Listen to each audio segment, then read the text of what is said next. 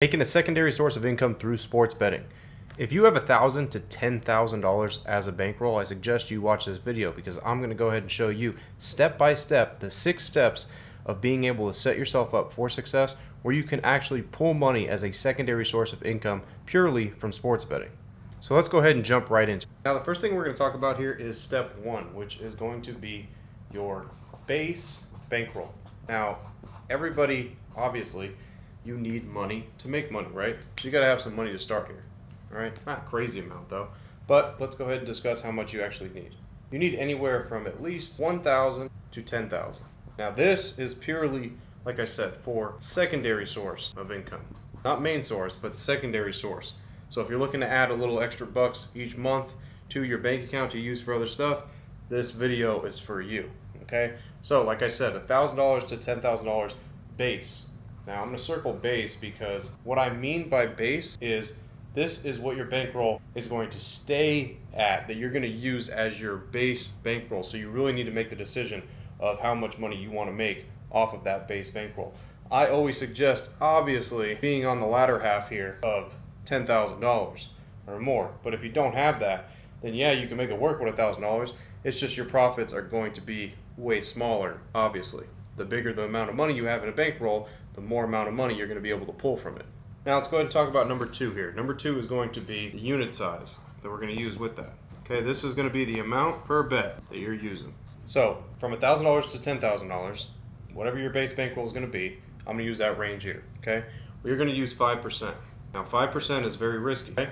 But we're trying to pull profits here. Okay, we're trying to make some money. So 5% here of 1,000 is going to be $50 bet, and that of 10,000 will be $500. All right, I'm going to address why we're doing 5% pretty soon because it is risky, but when you're doing it the correct way with the right stuff in place, then it's not as risky as you might think.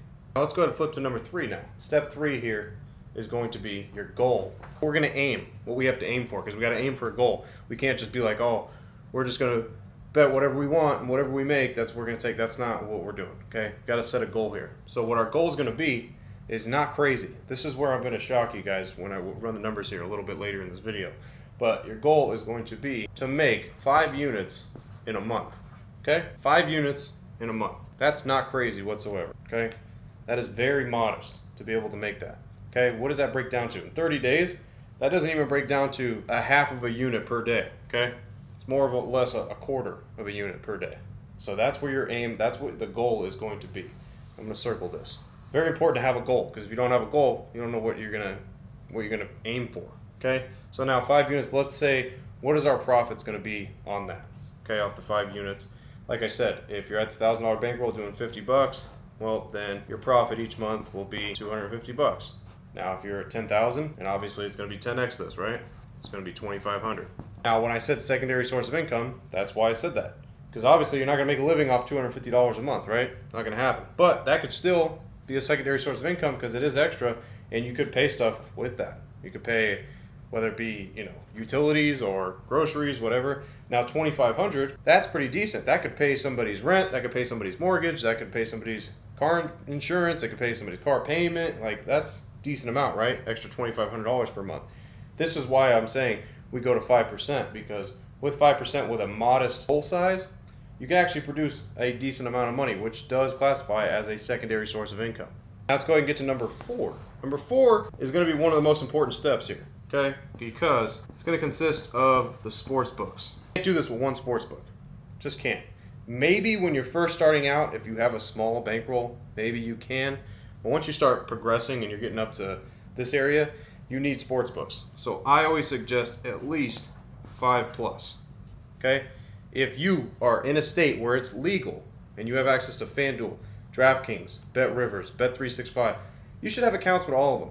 Just open an account. You don't even have to put money in it. Just have the account open in case you need it. Because the reason why is when you do get up to a level where you're betting $500 per play, you have to split that up between multiple sports books. You have to. If you don't, you're going to get banned, you're going to get limited. That's the difference between sports betting and the stock market. Stock market's not going to limit you. The sports books will. When you're taking money from them, they will limit you if you are betting a high number of bets at a certain number, okay? If you're betting one bet that's 500 every 2 weeks or one bet that's 2,000 every 2 weeks, they're not going to ban you doing that. But doing this every single day as a daily process, yes, they will. They'll ban you, they'll limit you, which is what we need to do to be able to create a secondary source of income. So like I said, sports books, at least 5+. If you're in a state that isn't regulated, you still have options, okay? You have options for offshore sports books, which is BetOnline, BetUS, Bovada, what are other ones? MyBookie, Rebet, Fliff. You guys still have options. Novig, that's another one. You guys still have options. So it doesn't matter if you're in a state that's legal or if you're not, you still have options to be able to do this stuff. Okay? Got to split your money up, got to have your sports books addressed, you got to have accounts with them. A lot of people think that they can do this game with one sports book. You can't do it. You can do it at small scale. Small, very small scale, you could do that. But even then, certain plays you're not going to be able to find in certain areas, so you have to have access to multiple sports books. That's why I'm saying this right here is one of the most important parts of the whole entire process. If you just have one sports book, but yet you can't get a play in, then it's useless. Okay? You have to have multiple sports books to make this happen. There's no reason to not have multiple sports books if you can get accounts with them. It doesn't cost money to make accounts. Okay? It just costs literally your email, I think. That's all you got to put in. So make sure you're doing that. It's one of the most important steps. Now let's get to step 5. Step 5 is the most important step here, because if you don't have this, then none of this matters, because you're not going to be able to make any money. So what do you need? You need the right strategy in place to be able to produce at least 5 units per month. If you don't have the right strategy in place, well, guess what? That's why I'm here. So all you got to do is go click the link in the description, and I can share all of my strategies with you that make actually more than 5 units per month. All you got to do is click the link down in the description. Now, a strategy is not something that works a week or two. People really get misled on this, because yes, they'll try something out for, let's say, 1 week and they're hot. Guess what? 1 week on something doesn't prove that that strategy is going to work for you for the rest of the month, because sometimes when it's hot for 1 week, guess what? The other 3 weeks you end up losing. All right, and then overall the strategy doesn't work. A strategy needs to be proven sport by sport, season by season, not by a day that it worked, or it worked this week but it doesn't work next week. That's not a strategy. A strategy is something that is proven season in and season out. It works every single season. That's what a real strategy is. Because I know a lot of people try to work on their own, they try to make their own, but they don't see it through. You have to literally see it through. It sucks to have to track something for an entire season to see if it works, but that's what you have to do. That's how you find a winning strategy. You don't find a winning strategy by something that worked for 1 week and then you go all in on it. That's not how you produce one. And like I said, if you're struggling in this area and have no idea how to come up with your own strategies and don't know if they work, you can just use mine, which are copy and paste strategies that produce exactly the goal that I'm telling you here. But again, the strategy needs to produce at least 5+ units per month for this to work. If it's not producing that, if you're losing money, the strategy doesn't work. Remember that. If you're losing money trying that strategy, it's not a strategy. It's just something that doesn't work. You need to scratch it off, because we need to get 5 units. We need to get 5 units out of at least a month. If we don't, this whole process doesn't work. So it needs to be implemented in your head that if you have the right strategy in place, then you will be able to pull profits and you will be able to do everything that I'm teaching here. If you don't, none of this works. So I just got to hammer that into you guys so that way you guys understand that. Now let's get to number 6. Number 6 is going to be pulling profits. How do we do that? Okay, because you want to pull profits, obviously, because that's the income that you're going to be grabbing. So for example, let's say $10,000 bankroll. Okay, we're going to say you make 5 units. So then at the end of the month, you should have as a bankroll $12,500, right? So $2,500 would be what you're pulling. So you would pull $2,500 from that. It would bring your base back to what?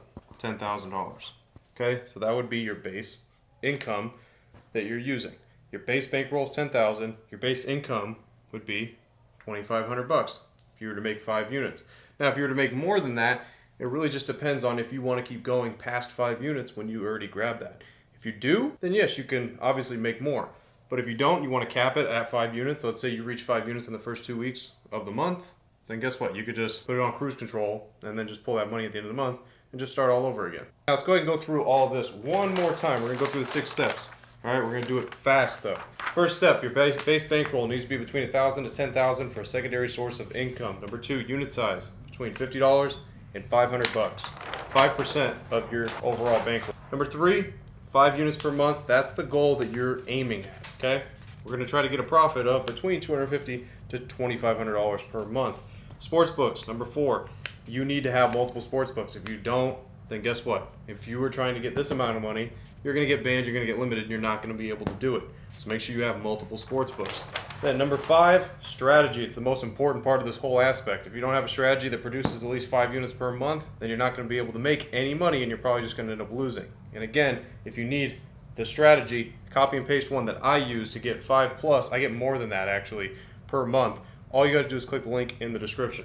And number 6, pulling profits. Make sure that you are pulling your profits from your base bankroll each month depending on what it is. Like the example here, $10,000, you make $2,500, your ending bankroll, $12,500, pull that money out. Next thing you know, your base bankroll is back to $10,000 again. And then the next month, you do it all over again.